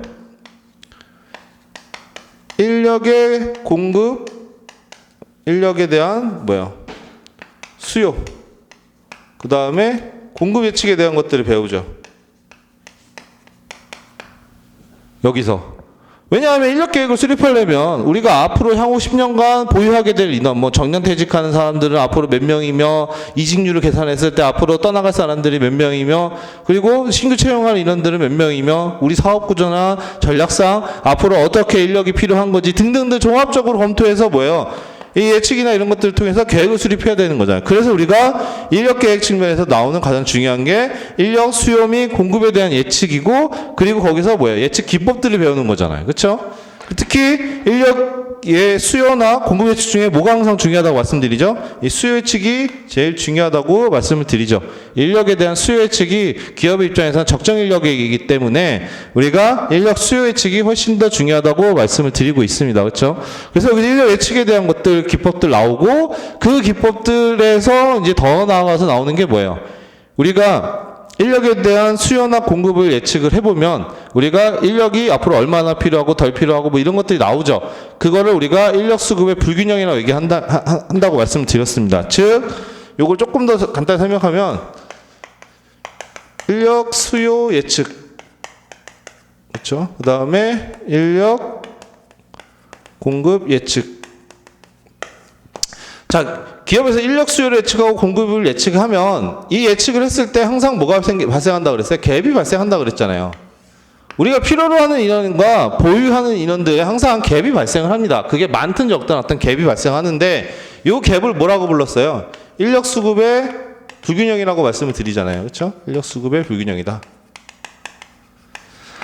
자, 기업 입장에서는 이렇게 인력 수급의 불균형이 발생을 하는데 이 갭은 인력 수급의 불균형 형태는 두 가지밖에 없다 그랬어요. 과잉 공급이냐, 과잉 수요냐. 그렇죠? 즉 뭐예요? 과잉 공급이라는 건 우리가 필요로 하는 인력보다는 더 많은 인력을 보유하게 되는 상황을 얘기하는 거죠. 우리는 지금 80명이면 되는데 적정 인력이고 80명이면 우리 사업하는데 아무 문제 없는데 봤더니 100명을 보유하게 돼. 그럼 뭐 20명이 남는 인력이 되는 셈이죠. 그렇죠? 그다음에 과잉 수요는 뭐예요? 우리가 지금 뭐 시장에서 반응이 오고 지금 이 반응을 우리가 사업적으로 잘 이끌어 나가기 위해서 적정 인력이 100명인데 우리가 지금 한 70명밖에 안 돼. 그러면 뭐예요? 더 뽑아야 되는 그러한 상황이니까 과잉 수요가 되는 거죠. 그래서 이런 과잉 공급이냐 과잉 수요냐 이러한 상태가 있는 거고 기업 입장에서는 과잉 공급일 때는 어떤 문제가 있다고 말씀드렸어요. 이게 항상 여러분이 잘 생각해 두셔야 되는 건데 많은 분들이 우리가 인력 수급의 불균형 조정 방안이라고 해서 그거를 많이 공부하십니다. 책에도 많이 나와요. 그래서 여러분이 그런 것들을 내용을 보면은 뭐 과잉 공급일 때 뭐 어떤 대응 방안, 그렇죠? 과잉 공급일 때 뭐 정리해고하고 뭐 보상 동결 삭감하고 조기 이런 내용들은 잘 알아요. 잘 알아요. 또 과잉 수요일 때 어떻게 해야 되는지 이런 것들은 열심히 잘 외웁니다. 근데 막상 제일 중요한 게 뭐냐면 자, 인력 수급의 불균형이 생겨서 이런 과잉 공급, 과잉 수요. 그럼 여기에 대응 방안이 필요한 건데 왜 대응 방안이 필요한 거예요? 왜? 뭔가 문제가 있으니까 그걸 조정하기 위해서 대응 방안이 필요한 거잖아요. 왜? 막상 여러분이 책에서 나오는데 그 부분을 놓쳐요. 그러니까 그걸 잘 안 보죠. 여러분은 어디에 눈이 꽂혀요? 뒤에 나오는 대응 방안, 초과 근로 시간 단축, 그 다음에 뭐 이제 신규 채용 억제, 뭐 이러한 것들 꽂히잖아요. 그렇죠? 근데 그게 그것도 이제 물론 당연히 외워야 되겠지만 중요한 건 뭐예요? 왜 이런 대응 방안이 필요한 거에 대한 걸 생각을 해야 된다는 거죠. 이런 문제가 있으니까 기업에서 이렇게 과잉 공급 상태가 발생을 하면 이런 문제가 있으니까 이걸 해소하기 위해서 이러한 대응 방안이 필요하다. 이게 뭐예요? 논리인 거예요, 이게. 그 간단한 논리, 그거 하나로 여러분이 답안에서 논리 구조를 만들 수 있는 거예요. 그렇죠? 그럼 과잉 공급일 때 문제가 뭐예요? 기업에서 발생할 수 있는 문제. 여러 가지가 있겠지만 가장 중요한 건 뭐예요? 우리가 필요로 하는 적정 인력보다 더 많은 인력을 보유하고 있는 거잖아요. 80명이면 우리 사업 충분히 하는데 지금 110명을 보유하고 있는 상태야. 앞으로 그렇게 될 것 같아. 그러면 뭐예요? 우리는 불필요한 30명을 더 보유하고 있는 거고 안 줘도 될 인건비를 30명한테 주고 있는 거랑 마찬가지잖아요. 기업 입장에서는 비용이 쓸데없이 나가는 거죠. 그걸 다른 말로 하면 뭐예요? 인건비 부담 가중이 되는 거잖아요. 이렇게 되면 결국 기업의 경쟁력이라던가 여기에 영향을 미치고 또 잉여 인력들이 생기면 조직이 침체되고 이러한 문제가 생긴단 말이에요. 그러니까 이런 문제가 생기면 뭐예요? 기업 입장에서는 이게 계속 이게 지속이 되고 해소를 안 하면 뭐예요? 경쟁력이 떨어지니까 기업에 문제가 생기겠죠. 그러기 위해서 뭐예요? 대응 방안 마련이 필요한 거예요. 대응 방안 마련이 필요한 거예요. 그러니까 그리고 과잉 수요는 뭐예요? 과잉 수요일 때 지금 우리가 사업이 이제 물이 들어오고 있어요. 노를 저어야 돼. 근데 인력이 부족하네. 이거를 그래서 그냥 가만히 내비뒀어요. 혹은 향후에 뭐 5년간 인력이 부족할 걸로 예상을 하는데 우리가 따로 계획을 제대로 수립을 못하고 혹은 준비를 못했어. 그래서 막상 시기가 됐는데 인력이 진짜 부족해. 그럼 어떻게 돼요? 우리가 지금 사업을 제대로 하려면 적정 인력이 필요한데 그걸 못 유지하니까 우리가 사업할 수 있는 더 좋은 기회들 날리겠죠. 그걸 다른 말로 하면 뭐예요? 시장 기회를 상실한다고 얘기하잖아요. 그러니까 뭐예요? 여기에 대한 대응 방안 또 마련이 필요한 거죠. 그렇죠? 그러니까 여러분이 공부하실 때 이게 뭐가 잘못되어 있냐면 과잉 공부, 과잉 수혜 이런 거 내용 다 알아요. 인력수의 예측기법도 여러분 잘 공부를 하세요. 그래서 예측기법 뭐뭐 있는지도 잘 알아. 그런데 이런 흐름, 특히 이러한 수요 예측이나 공부 예측을 했을 때 이런 인력수급의 불균형 상태, 이럴 때 대응 방안일 때 얘네들이 왜 여기서 그런 대응 방안 얘기가 나오는지 이런 부분들은 되게 놓쳐요. 그렇죠? 되게 놓친단 말이에요. 이런 내용들을 여러분 이해를 하시면 우리가 답안을 좀 더 논리적으로 혹은 더 돋보이게 쓸 수 있는 내용이 되는 거죠. 왜? 자, 이런 과잉 공급 상태가 됐다. 뭐 A 기업은 이런 과잉 공급 상태가 예상이 된다. 이런 과잉 공급 상태를 지속할 경우에는 기업에는 이러한 문제점들이 발생을 한다. 그러면 이렇게 되면 기업 경쟁력이 약화되거나 상실될 수 있기 때문에 기업은 아래와 같은 대응 방안 마련이 필요하다. 그래서 그런 대응 방안으로서 뭐 예를 들어서 과잉 공급이면 궁극적으로 정리해고를 하던 아니면 뭐 보상 동결이나 삭감을 하던 뭐 신규 채용 억제는 이런 식의 논리 구조를 가져갈 수가 있는 거죠. 그렇죠? 그러니까 여러분이 공부하실 때 항상 그런 부분들을 왜 혹은 기업에 어떤 영향이 있는지 이런 부분들을 잘 항상 봐두셔야 되는 겁니다. 얘만 들이다 보는 거는 나중에 결국 답안도 단순하게 나올 수밖에 없는 거예요. 다들 여기만 보잖아요. 이거 외우기만 바쁘잖아요. 그럼 막상 이게 왜 이런 대응 방안이 필요한지에 대한 왜 그거에 대한 것들을 생각을 잘 안 하세요. 그렇죠? 그러면 그게 안 된다는 거죠. 네네. 그렇죠? 자, 보시면 되고, 자, 그 다음에 모집은 뭐예요? 이제 여기서 이런 계획 수립하고 해서 모집에서는 이제 우리가 배우는 게 모집의 원천, 모집 원천에 대한 것들, 즉 우리가 어디서 기업들이 이제 이런 인재들을 모집할 수 있느냐? 두 군데밖에 없어요. 기업은 외부냐, 내부냐, 그렇죠? 거기서밖에 모집할 데가 없습니다. 모집 원천이. 그러면 그래서 우리가 배우는 게 외부 모집이냐, 내부 모집이냐 그런 것들 배우고 그 다음에 모집 방법엔 뭐가 있느냐, 지원자들을 모집하는 방법엔 뭐가 있느냐. 그래서 우리가 모집 방법에서 우리가 뭐 내부 모집의 경우에는 뭐 사내 홍보 제도가 있고 그 다음에 외부 모집 같은 경우는 뭐 광고가 있고 그 다음에 기타 등등 여러 가지 모집 방법에 대한 설명들을 우리가 여기서 배우는 거죠, 그렇죠? 그 다음에 이렇게 모집한 지원자들 중에서 옥성을 가리는 선발을 하는 거죠. 그래서 이 선발을 어떻게 하느냐. 여기서 중요한 게 이제 선발할 때 어떤 도구를 쓰느냐. 선발 도구에 대한 것들이 여기 나와요. 그렇죠? 선발 도구. 선발 도구가 뭐뭐 있어요? 지원서 평가. 그 다음에 필기시험, 선발시험, 그 다음에 면접이 있죠. 그 세 가지 중에는 뭐가 제일 중요하다고 그랬죠? 면접이 제일 중요하다고 얘기했죠. 면접이 왜 중요해요? 왜? 그러니까 여러분 이런 것들을 자꾸 생각해야 돼요. 우리가 선발시험, 선발 도구에서 세 가지를 배운단 말이에요. 지원서 평가, 그 다음에 필기시험, 그 다음에 선발 면접. 선발 면접 왜 중요해요? 왜? 이 선발 도구 중에서 선발 면접은 거의 유일무이하게 모든 기업이 다 해요. 그렇죠? 선발 면접 안 하고 뽑는 기업은 없어요. 거의. 물론 아주 예외가 있겠지만 사실 그런 기업은 거의 없고 정상적인 건 아니죠. 그렇죠? 면접은 다 하는 선발 도구, 가장 널리 유용하게 쓰는 선발 도구이면서 근데 결정적인 문제가 있죠. 면접에는. 왜? 뭐가 있어요? 면접이라는 건 누가 평가하는 거예요? 사람이 평가하는 거죠. 사람이 사람을 평가한단 말이에요. 면접관이 우리가 이제 피면접자, 지원자를 평가한단 말이에요. 근데 사람은 불완전한 존재죠. 그러다 보니까 이 과정에서 오류나 편견이 막 이런 것들이 발생한단 말이에요. 그게 우리가 신뢰도를 저해시키는 문제가 발생하고 결국 선발 도구의 문제를 야기시키잖아요.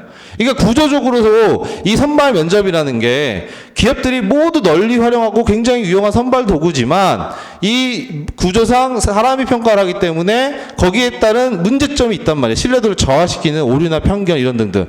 그러다 보니까 뭐예요? 이거를 개선하기 위한 많은 뭐 얘기들이 필요한 거죠. 그러니까 선발 도구 중에 선발 면접이 가장 다룰 내용도 많고 가장 중요할 수밖에 없는 거예요. 왜냐하면 선발 시험은 안 보는 회사들도 많아요. 그렇죠? 필기시험 안 보는 회사들도 많잖아요. 그렇죠? 근데 선발 면접은 그렇지 않아요. 가장 널리 가장 유용한 도구로서 우리가 평가를 받고 쓰이고 있지만 그 안에 구조상 우리가 사람이라는 이 사람을 평가하기 때문에 나타나는 문제점이 있단 말이에요. 그래서 그런 부분들에 대한 논의가 있기 때문에 선발 도구에는 면접이 중요하고 그 다음에 궁극적으로 선발 도구에 대한 우리가 평가가 나오는 거죠. 이러한 선발 도구가 결국 제대로 작동해서 좋은 지원자들을 골라서 우수한 이제 사원들을 뽑았는지에 대한 평가가 필요한 거죠. 이런 내용들이 이제 선발에서 나오는 거죠. 그렇죠? 자, 그 다음에 개발. 개발은 그냥 간단하게 볼게요. 개발은 뭐가 있어요, 개발에? 우리가 박현 교수님은 개발 안에 이제 평가를 넣어서 설명하지만 일반적으로 본다 그러면 개발의 가장 전통적인 거, 교육훈련, 그 다음에 경력개발이 있죠. 그래서 교육훈련도 여러분이 떠올려 보시면 무슨 내용이 나오더라 라는 것들을 머릿속에 그려보실 수 있어야 돼요. 저 교육훈련에서 우리가 뭐 교육훈련의 목적이나 필요성 이런 거 등등뿐만 아니라 내용적으로 본다 그러면 교육훈련에서 우리가 필요성을 어떻게 이제 파악하느냐. 필요성 분석에 대한 거. 그쵸? 교육훈련 필요성 분석. 그 다음에 뭐예요? 기법들. 교육훈련을 어떻게 할 거냐. 그런 내용들이 여기에 주동이 나오는 거고, 경력개발에서는 우리가 경력개발 관련된 기본적인 사항들이 있죠. 그렇죠? 그래서 개인의 경력욕구, 조직의 경력욕구 이걸 통합해서 경력경로를 설계하고 그 다음에 그런 경력경로에 따라서 우리 교육훈련이나 승진이나 전환 배치를 한단 말이에요. 그렇죠? 그러한 내용들이 이제 경력개발에 나오고 그 다음에 경력개발의 주요한 하나의 이슈로서 경력 정체에 대한 내용들이 여기 나오죠. 그렇죠? 그래서 경력개발에 대한 것도 여러분이 이렇게 어떤 내용들이 있는지 기억을 해두셔야 되고, 자, 그 다음에 제일 중요한 평가, 보상. 얘네들은 항상 말씀드리죠. 얘네들이 인사관리에서 우리 제일 중요한 애들이에요. 얘네들은 무조건 항상 특 A급 애들입니다. 출제가 항상 될 수 있는 그런 애들이기 때문에 잘 알아두셔야 되는 거고 깊게 공부를 하셔야 되는 건데, 자, 평가 같은 경우에도 우리가 어떤 내용들이 있는지 떠올려 보시면 좋은데, 이제 우리가 제가 항상 말씀드리죠. 평가 프레임워크를 활용하셔서 내용들을 좀 떠올려 보시면 좋아요. 교과서에 나온 내용들 그냥 외우기보다. 자, 인사평가라는 게 결국 우리가 평가자가 피평가자를 평가를 해야 되는 건데, 평가할 때 어떻게 해요? 우리가 이런 인사평가를 왜 해야 하느냐, 목적에 대한 것들이 있어요. 우리가 인사평가라는 거를 관리적인 목적으로 할 거냐, 그렇죠? 아니면 개발적인 목적으로 할 거냐. 그렇죠? 인사평가라는 게 그 피평가자에서 이제 1년의 어떤 성과나 이런 것들 평가를 하는 건데, 그 평가를 하는 이유를 단순히 이 사람이 잘하면 뭐 인센티브 주고 승진시켜주고 뭐 이런 것들, 교육훈련 시키고 부족하면 뭐 이런 것들을 위한 관리적인 목적으로만 쓸 거냐, 아니면 이 평가를 우리가 접근 자체가 다른 거죠. 이 사람이 평가를 한다는 건 뭘 잘하고 뭘 못한다는 걸 알 수가 있는 거잖아요. 봤을 때 평가를 한다는 거, 얘가 이게 부족하고, 이건 잘하고. 이런 걸 아니까, 그럼 뭐예요? 잘하는 거를 더 살려주고, 못하는 거는 회사에서 보충해주는 거죠. 지원해주고. 그래서 뭐예요? 얘가 못하는 것도 실력을 늘려서 역량을 향상시켜서 더 높은 성과를 낼 수 있도록 하는 게 평가다. 라는 관점이 이제 개발적 목적을 강조하는 거고, 오늘날 트렌드가 뭐라 그랬어요? 이런 개발적 목적으로서의 평가를 강조하는 게 오늘날 트렌드라고 그랬잖아요. 그렇죠? 그래서 이게 이제 하나의 프레임워크로서 우리가 기억을 하는 내용인 거고, 책에도 이렇게 나옵니다. 그렇죠? 그 다음에 평가, 뭘 평가할 거냐? 왓에 대한 거, 즉 평가 내용 혹은 기준에 대한 거예요. 그래서 종업원이 가진 특성을 평가할 거냐, 종업원이 직무를 수행해서 된 결과물을 평가할 거냐, 그러한 내용들, 왓에 대한 것들이 우리 여기서 배우는 내용들이에요. 그래서 여기서 보면은 뭐 역량에 대한 내용도 나오고, 그 다음에 업적에 대한 내용들이 나오죠. 그렇죠? 그런 내용들이 나온 거고, 그 다음에 우리가 뭐예요? 누가 평가할 거냐. 그렇죠? 평가자에 대한 것들도 나옵니다.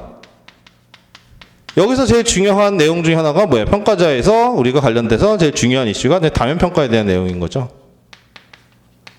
그렇죠? 과거에는 직상급자 혹은 이제 2차 상급자가 평가하는 이런 하향식 평가가 위주였다 그러면, 이 사람의 어떤 역량 개발의 목적, 그럼 다면적인 것들을 우리가 파악해서 피드백하기 위해서 다면평가 같은 것들이 도입된 내용들이 여기에 나옵니다. 그렇죠? 그 다음에 뭐예요? 언제 평가할 거냐? 평가 시기에 대한 거. 1년에 한 번 할 거냐, 1년에 2번 할 거냐, 뭐 이런 등등등. 이러한 내용들이 책에 나오고, 그 다음에 이제 가장 많은 분량을 차는 게 how, 어떻게 평가할 거냐? 평가 기법에 대한 것들. 여기가 이제 제일 많은 분량을 차지하는 거죠. 그렇죠? 그러니까 인사평가라는 게 책을 보시면 이렇게 구성이 되어 있어요. 물론 목차는 좀 다를 수 있지만 좀 내용을 보다 보면은 내용이 다 이런 내용으로 되어 있습니다. 그래서 5가지 정도로 해서 인사평가 내용들이 되어 있고, 이제 여기서 이제 들어가면 평가 기법에는 어떤 평가 기법들이 있고, 그다음에 뭐 평가 내용이나 이런 데서는 뭐 어떤 내용들이 있고, 그렇죠? 이런 내용들 위주로 보시면 돼요, 그렇죠? 그래서 이렇게 해서 인사평가가 구성이 됐고, 이게 인사평가 같은 경우도 여러분이 좀 잘 받으셔야 될 필요가 있는 거죠, 그렇죠? 가장 중요한 사항이니까. 그래서 이 내용들을 여러분이 한번 체킹을 해두시면 좋을 것 같고요. 그 다음에 이제 보상. 보상도 여러분이 이 그림을 먼저 생각을 해야 돼요. 보상이라 함은 경제적인 보상, 비경제적인 보상. 그렇죠? 그래서 경제적인 보상으로서 우리가 뭐 있어요? 직접적 보상, 간접적 보상. 자, 이 직접적 보상의 대표적인 게 임금이죠. 간접적 보상의 대표적인 게 복리후생이에요. 그렇죠? 그다음에 비경제적인 보상은 뭐 여러 가지가 있을 수 있겠지만 우리가 뭐 직무 관련 보상이 있고 대표적으로 그래서 뭐 자율성이나 책임감을 더 느끼게 부여해주는 권한과 책임을 부여해주는 형태의 내용이나 뭐 관련된 부분들이 있고 그다음에 직무 환경 보상들이 있습니다. 뭐 쾌적한 작업 조건을 해준다던가 뭐 사무실 뭐 유연근무제 해준다던가 등등등 뭐 이러한 내용들이 여기 들어옵니다. 그렇죠? 그래서 이게 보상에 대한 거고 여러분이 항상 강조드리는 게 보상이라 하면 뭐예요? 비경제적인 보상까지 포함해서 오늘날은 생각을 해야 된다고 말씀드리죠. 그러니까 예전에는 이제 경제적 보상만 생각하는데 오늘날은 보상의 의미를 총보상의 의미로 보기 때문에 비경제적인 보상도 굉장히 중요한 보상의 카테고리로 설명을 하고 있어요. 그렇기 때문에 여러분이 문제에서 보상으로 물어보면 얘까지 비경제적인 보상까지 다 떠올리셔야 되고 이렇게 해서 쭉 가면 이제 임금이라는 거는 뭐예요? 직접적 보상에 대한 대표적인 걸로서 임금에 대한 관리. 그럼 임금에 대한 관리는 뭐가 있어요? 임금 수준 관리, 체계 관리, 형태 관리 있고 수준 관리는 무슨 내용이 나와요? 허용인건비 총액에 대한 임금의 크기에 대한 관리죠. 그렇죠? 그리고 거기에서 보면은 그러면 임금 수준 어떻게 결정할 거냐? 거기에 미치는 영향에서 상한선, 하한선, 상한선에 미치는 게 지불 능력, 하한선은 최저임금이나 생계비 등등의 그런 내용이 쭉 나오죠. 그리고 이러한 임금 수준 우리가 선택할 수 있는 범위 내에서 뭘 선택하느냐에 따라서 선도 전략이냐, 동행 전략이냐, 추정 전략이냐 이런 내용들이 나오는 거고. 그렇죠? 네, 뭐 복리후생 관련해서는 그냥 우리가 카페테리아식 복리후생만 잘 기억해 두시면 된다 그랬고 비경제적인 보상이 오늘날 중요하기 때문에 얘는 출제 가능성이 높습니다. 비경제적인 보상은 보상 카테고리에서 꼽으라 그러면 비경제적인 보상 혹은 비경제적인 복리후생도 똑같은 말이에요. 그렇죠? 요 부분은 여러분이 출제 가능성도 높기 때문에 얘가 왜 대두가 되는지 비경제적인 복리후생이 왜 대두되는지 그렇죠? 그 다음에 거기 구성하는 비경제적 보상으로 대표적인 것들이 뭐가 있는지는 잘 기억해 두셔야 돼요. 그렇죠? 그리고 문제에서도 만약에 문제에서 뭐 50점짜리에서 뭐 확보, 개발, 보상에 대해서 뭐 설명하라, 방안을 설명하라. 그러면 문제에서 보상으로 물어봤죠. 보상으로 임금이 아니라. 그러면 여러분이 경제적 보상뿐만 아니라 비경제적인 보상까지 좀 넓게 생각해서 쓰시는 게 답안에 더 좋습니다. 왜? 보상이라는 거는 비경제적인 보상까지 생각하고 여기까지 요즘은 더 고려하기 때문에 이게 굉장히 중요합니다. 그렇죠? 자, 그렇죠. 이렇게 해서 우리가 그러니까 지금 계속 말씀을 드리는 거는 뭐예요? 전체적인 구성을 나무가 아닌 숲을 자꾸 보는 겁니다. 지금 그렇죠. 그래서 여러분이 다 아는 내용이지만 이렇게 구성이 될 거야. 이렇게 한번 생각해 보신 적은 별로 없을 거예요. 다 그냥 책 보면은 책 내용 텍스트만 읽기가 바쁘지 이게 어디에 이렇게 돼 있고 어떻게 총 구성이 되어 있는지를 여러분이 머릿속에 먼저 정확하게 넣어야 돼요. 자, 그 다음에 이제 마지막으로 유지만 볼게요. 방출은 뭐 할 얘기는 크게 없기 때문에. 자, 유지. 우리가 유지 관리는 중요한 게 뭐냐면, 말에 이건 무사히 뭘 유지한다는 거야. 이게 잘 안 와닿죠? 그래서 유지 관리는 개념부터 여러분이 잘 기억해 두셔야 돼요. 유지 관리라는 말은 뭐냐면, 종업원의 뭐예요? 성과, 창출, 의지 및 능력을 유지하는 활동을 얘기합니다. 즉 뭐예요? 종업원의 성과 창출, 의지 및 능력이에요. 그렇지? 요 두 가지를 잘 우리가 유지할 수 있게 만드는 내용이 바로 유지 관리란 말이에요. 그러면 종업원의 성과 창출, 의지라는 건 뭐예요? 이게 바로 동기부여에 대한 거예요. 모티베이션. 그렇죠? 그렇죠. 그래서 여기서 나오는 게 뭐예요? 유지관리에서 나오는 거. 그래서 뭐예요? 첫 번째, 모티베이션이 나오잖아요. 박경현 교수님 책에서는. 그러면은 모티베이션에서 이제 모티베이션 관련된 이론, 그 다음에 종업원들 모티베이션, 동기부여 시킬 수 있는 프로그램. 그렇죠? 그래서 여기서 이제 박경윤 선생 책 보면은 모티베이션 프로그램에 세 가지 나오죠. 경제적인 보상, 비경제적인 보상, 인간관계 제도. 그렇죠? 그 다음에 하나가 나오는 게 뭐냐면, 자, 이 종업원의 성과 창출 능력은 이제 여러 가지가 있겠죠. 그 사람이 가진 지식이나 스킬도 있고 육체적인 것도 있단 말이에요. 근데 우리가 앞에서 개발해서 교육 훈련이나 이런 것들은 다 뭐예요? 그 종업원이 가진 역량 혹은 뭐 지식이나 스킬이나 이런 것들을 향상시켜주는 내용들인 거고, 여기서 보면 남는 건 뭐예요? 신체적이고 육체적인 능력들을 어떻게 잘 보존. 왜냐하면 이 사람이 아프거나 다치면 어때요? 제대로 우리가 노무 제공을 못 하잖아요. 그래서 그런 것들도 보호하기 위한 뭐가 나와요? 산업 안전이 나오는 거죠. 그렇죠? 산업 안전. 여기에 관련된 산업 나오는 거고, 마지막으로 노사관계가 나오는 거죠. 이 노사관계 같은 경우는 별도의 노사관계를 혹은 고용관계론을 얘기도 하지만 유지 파트에서 본다면 어디를 연결되냐면 이 동기부여와 관련된 부분이 있어요. 왜? 우리가 회사가 노사관계가 원만하고 어떤 상생적이고 협력적인 노사 문화야. 서로 이제 믿고 이러면 어때요? 회사를 위해서 더 열심히 일할 의지가 생기죠. 근데 우리가 막 회사도 불신하고 노조도 막 회사 맨날 싸우고 막 파업하고 갈등하고 막 이러면 어때요? 그 회사 떠나고 싶지 이런 마음이 들겠어요. 그렇죠?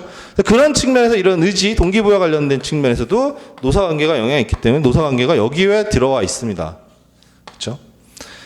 근데 우리 시험이 이제 노무사 시험이다 보니까 이 노사가 제일 중요하죠. 그러다 보니까 우리가 이 노사관계 파트가 사실 유지 파트는 별 중요한 건 아닌데 우리가 시험이 노무사다 보니까 노사관계 파트가 어떻게 보니까 제일 중요한 하나의 파트가 된 거죠. 왜? 매번 한 번 시험에 나오잖아요. 한 문제는. 그렇죠? 노사관계 파트에서. 그렇기 때문에 요렇게가 이제 내용이 구성이 되어 있고, 그렇기 때문에 유지관리에 보면은 뭐가 나오는 거예요? 모티베이션 얘기 나오고, 산업안전 나오고, 그다음에 노사관계 나오고. 물론 이제 뭐 박경규 그 3인공조 보면 이제 근무시간 관리가 여기 들어오기도 하지만 어차피 종업원의 그거는 뭐 성과창출 의지와 관련된 거죠. 유연근무제 같은 거에서 더 동기부여시키는 그런 내용들이기 때문에 여기 들어있지만 어쨌든 박경규 교수님 책 기준으로 보면 이렇게가 내용들이 구성이 되어 있습니다. 그렇죠? 그래서 유지에 왜 이런 내용들이 들어가 있는지를 여러분이 먼저 잘 떠올려 보시면 되고 그 다음에 그렇게 해서 보시면 돼요. 그렇죠?